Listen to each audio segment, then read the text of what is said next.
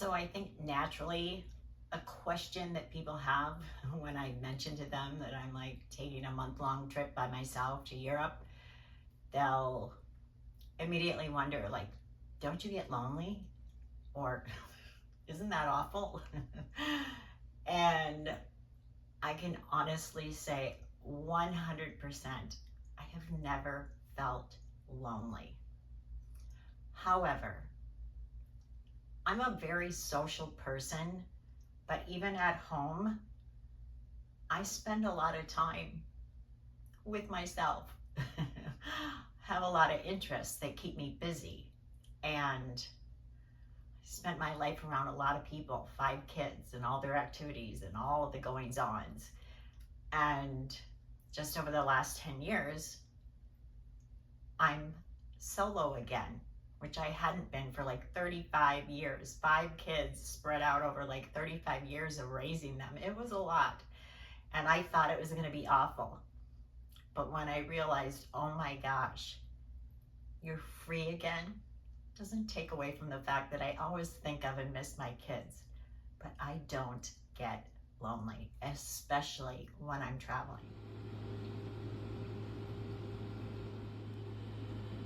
I just have to mention why, in case you're wondering, why are you sitting in that room with that weird purple wall and that couch? I film in my garage because I can be alone in here and it's quiet. And so that's just what I have to do a lot of the time. So yeah, my garage.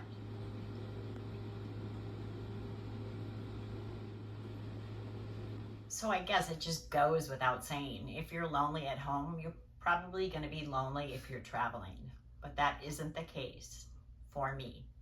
Now, there were times 30 years ago when I was a flight attendant and I would call home and I'd hear my little 2-year-old daughter and I wanted to be nowhere in the world except at home with her.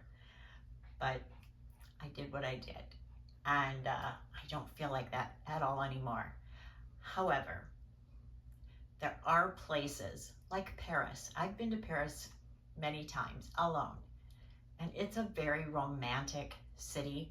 And when I'm there, I'm usually thinking, oh, my daughter needs to come here with her boyfriend, now her fiance, or my other son and daughter that are married, they really need to come to Paris alone. And it just looks romantic. I don't know, I've never experienced it personally in a romantic way, but it is a beautiful city and it can be, I guess, very romanticizing. I don't know, probably not the best way to say it.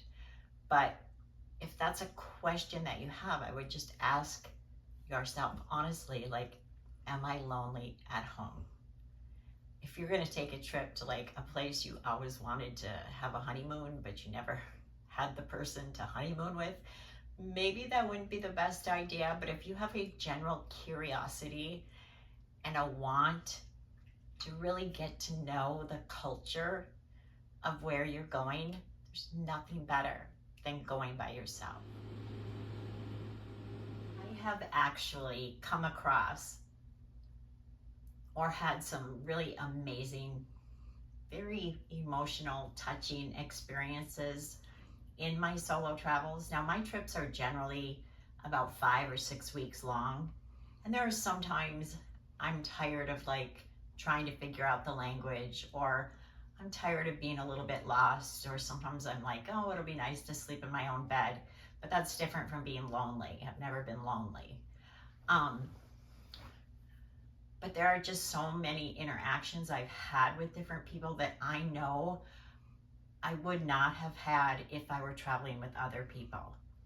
Now, there are places that I've been, I'm thinking Spain and Portugal in particular, that were so beautiful. And I was by myself and I just thought, oh my gosh, I can think of so many people that I wish were here to see this right now. But that's where photos, you can go home and send them all your pictures for the day. And it has happened for me that like one of my trips, I was in Spain and Portugal, and I just had the most amazing solo trip and took lots of pictures, and my mom saw them and it interested her. And so the next year, my mom came along with me, I think for about a month, and I got to share those experiences, those beautiful places with her. But when I was there by myself, I definitely wasn't lonely. I just thought, oh gosh, this is so amazing. I want everyone to see it.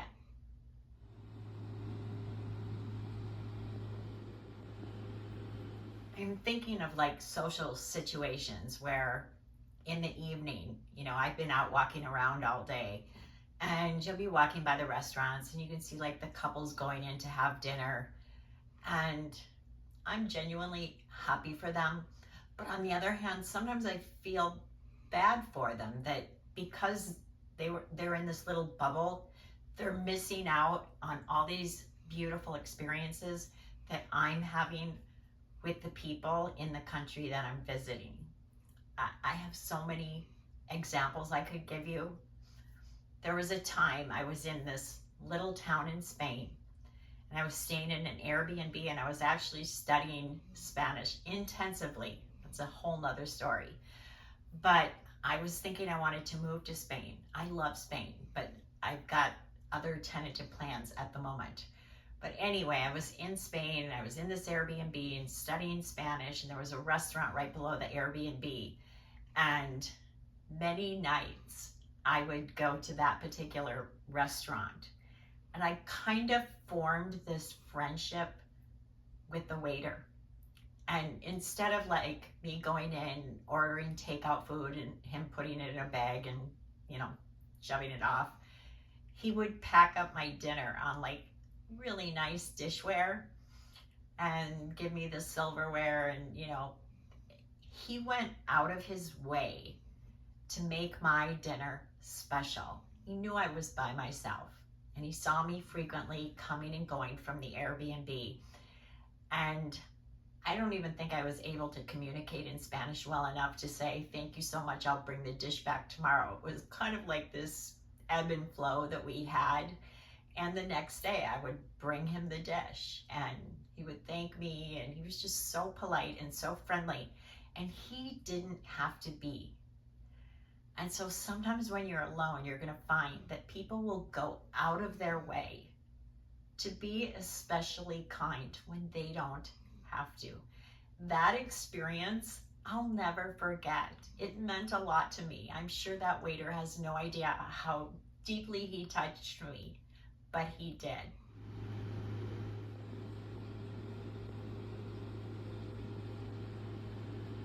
There was another time I was in Malaga, Spain. I've been to Spain many times alone. I love Spain, like I said.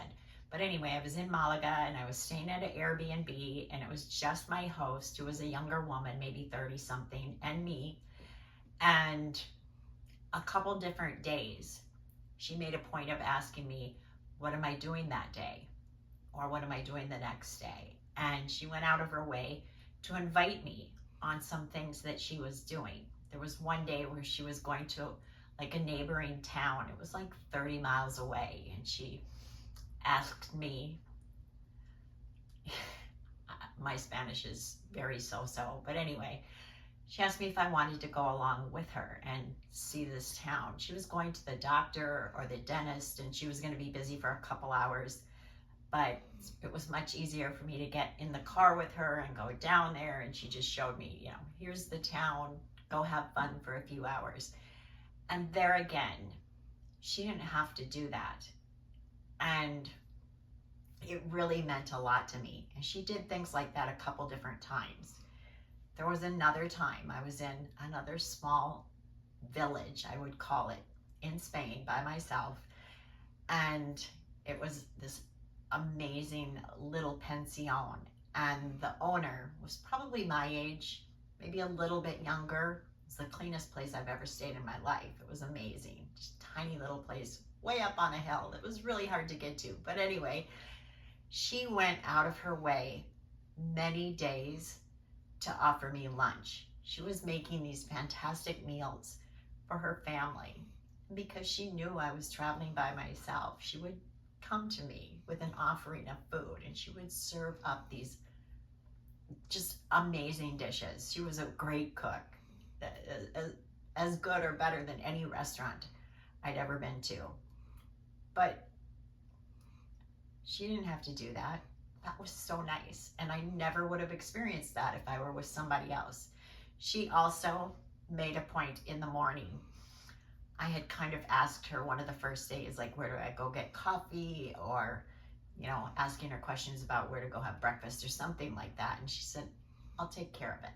She spoke no English, but she made it clear to me that no problema. And she brought up to my room this tray with like a couple different pastries and some coffee and milk. And again, that wasn't part of the Airbnb. It didn't come with breakfast or coffee. But she was just so kind to me.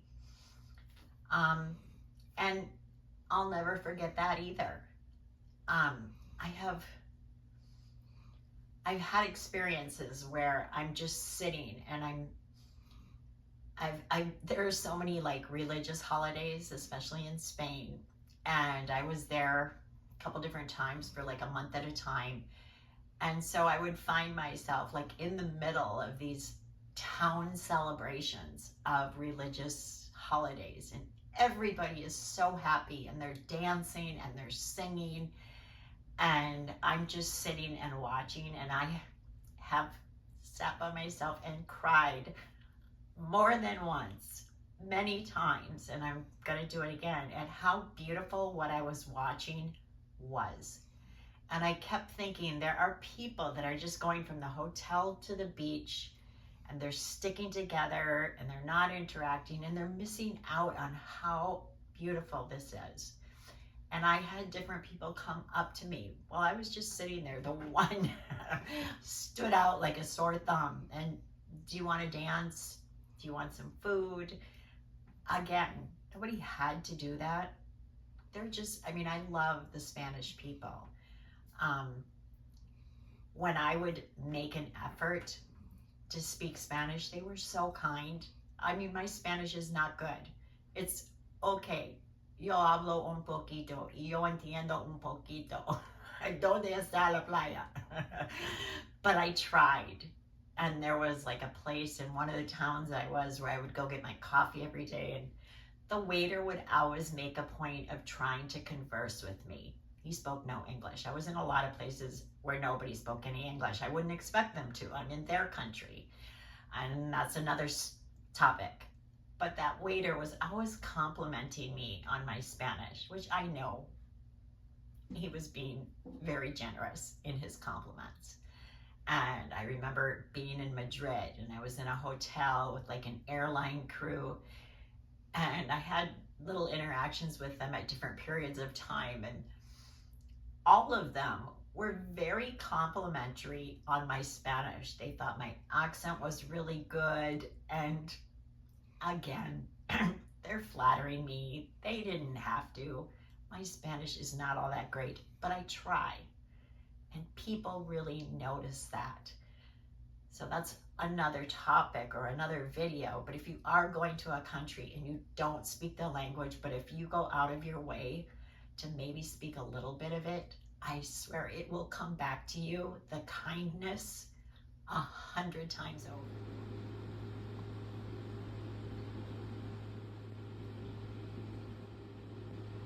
So I guess you've got the point. I don't need to drag it out. If you're lonely at home, you might be lonely on your solo adventure. But if you're open to new experiences and little interactions, I think you're going to find that you're not lonely at all. And when I go to a bakery here, there's nothing memorable about it.